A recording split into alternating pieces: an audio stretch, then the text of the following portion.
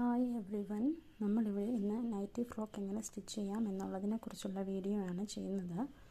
ആദ്യമായി ഒരു 3 മീറ്റർ വരുന്ന തുണി, 3 മീറ്റർ നൈറ്റി ഫാബ്രിക് എടുത്ത് നീളത്തിൽ കൃത്യം രണ്ടായിട്ട് എന്ത് ചെയ്യുക, ഫോൾഡ് ചെയ്തെടുക്കുക. അപ്പോൾ നമുക്ക് ഇങ്ങനെ ഒരു ഫിഗറായിരിക്കും കിട്ടുന്നത്. അതിൽ മേളിൽ ഷോൾഡർ 6.5 എടുക്കണം.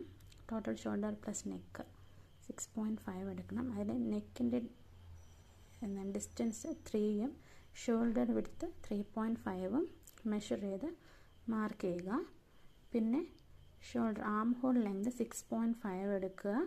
6.5 എടുത്ത ശേഷം ഈ 6.5ൻ്റെ ഹാഫും അതുപോലെ ഇവിടെയും താഴെയും കൂടെ എന്ത് ചെയ്യുക, ജോയിൻ ചെയ്യുക. കർവ് രൂപപ്പെടുത്തി ജോയിൻ ചെയ്യുക. അത് കഴിഞ്ഞ്